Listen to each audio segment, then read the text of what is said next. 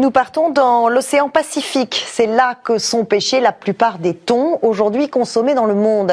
Un marché de plusieurs milliards de dollars. Une ressource qui semble infinie tant les poissons sont nombreux et faciles à pêcher. Mais l'espèce est menacée et la guerre contre la surpêche a commencé. Reportage.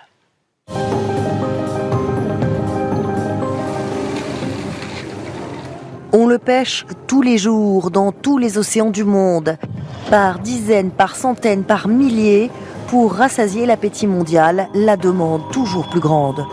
On le sert dans les restaurants branchés de toute la planète ou en boîte de conserve pour les repas des écoles. L'un des poissons les plus précieux de l'océan, le thon. Bonite, albacore, obèse, blanc ou rouge. 4,5 millions de tonnes de thon sont pêchées chaque année et près de la moitié de l'offre mondiale provient du Pacifique, centre et ouest. Un marché qui pèse 5 milliards de dollars par an, une ressource inestimable pour les dizaines de nations insulaires de cette région du monde. Mais pour combien de temps ? Les gens pensent que l'océan est un don sans fin, mais l'océan est loin d'être illimité. Les techniques modernes permettent d'attraper plus facilement les thons. Et cela menace tout un mode de vie. Le Pacifique est tellement dépendant de ses ressources de pêche, leur effondrement aurait des effets dévastateurs. Cela prendrait des décennies pour s'en relever, à compter que ce soit possible. Les pêcheries du Pacifique centre et ouest couvrent 40 millions de kilomètres carrés. Un territoire très vaste, peuplé par de petites nations insulaires qui, d'après la loi internationale, sont propriétaires du poisson jusqu'à 300 km de leurs côtes. Mais la plupart de ces pays n'ont pas les moyens de s'offrir les bateaux ou les avions qui permettraient de contrôler leurs eaux. Les zones de pêche sont donc laissées à la merci des pilleurs. 17 de ces pays font partie d'une alliance destinée à protéger leur principale ressource, le poisson.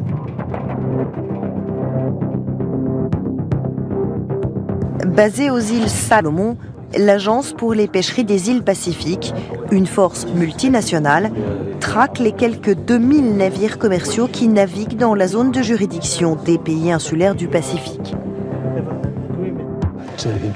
Oh, c'est un trajet intéressant. Il n'est pas autorisé, donc il ne devrait pas tracer cette route. Ce n'est sûrement pas une trajectoire innocente.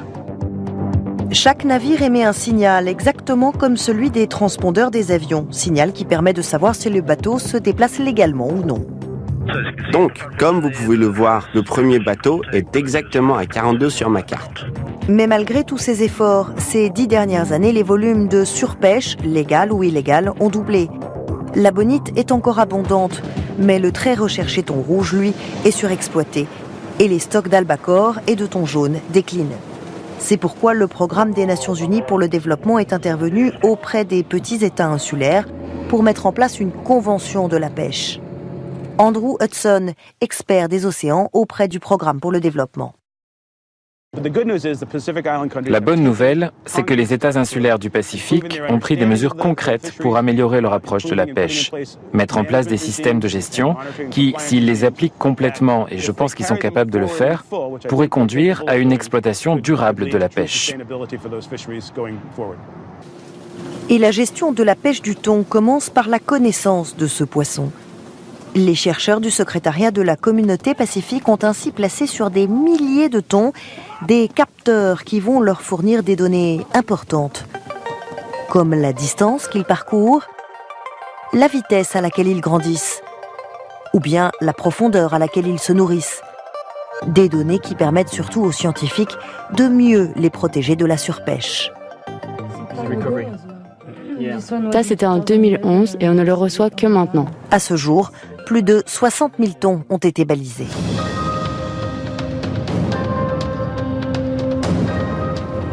Nulle part ailleurs que dans ces îles du Pacifique, la population n'est plus protectrice avec les poissons. C'est leur principale ressource. C'est tout un mode de vie, une culture. Sans le poisson, tout disparaît. Dans le petit village côtier de Nauru, dans les îles Salomon, ceux qui embarquent dans ce bus se rendent à l'usine de transformation de thon, Soltuna. Combien de tonnes pour aujourd'hui ? 60 tonnes.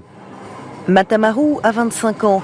Il est l'un des 1700 habitants de l'île qui travaillent à l'usine Sol et en vivent. C'est très bien, oui.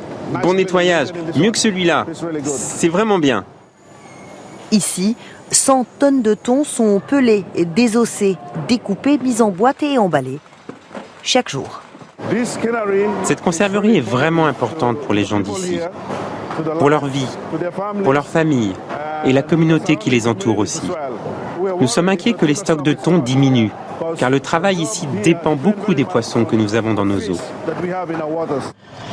C'est ce même thon qui fournit des emplois à l'usine Sol et qui permet de conserver une petite flotte de bateaux de pêche. Ok les gars, prêts? On y va. Le Salomon Ruby prend la mer dans l'espoir d'attraper 350 tonnes de thon Listao. Salomon Émeraude, vous m'entendez? Junior de la Verata est maître de pêche. Il a grandi dans ces îles et dirige aujourd'hui un équipage, tous des insulaires. Il nous explique que la technologie est devenue essentielle à bord. C'est plus facile maintenant quand il y a un groupe de poissons à 100 mètres. Le sonar permet de dire la densité des poissons, combien de tonnes il y a, à quelle profondeur ils sont et à quelle distance du bateau. Il ne faut pas attendre bien longtemps avant de repérer une large bande de thon. L'équipage se presse pour étendre les filets et remonter la prise. En quelques minutes, des centaines de thons sont sur le pont.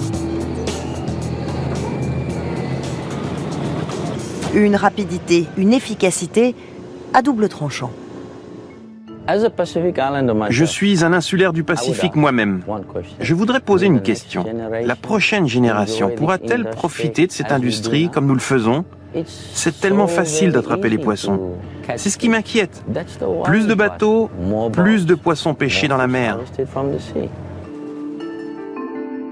Le Pacifique centre et ouest reste aujourd'hui l'océan le plus généreux de la planète.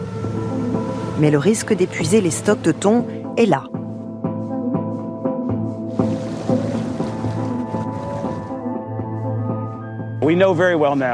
Nous savons très bien maintenant, et l'océan nous le dit très clairement, que nous devons avoir une approche plus durable de l'exploitation de l'océan.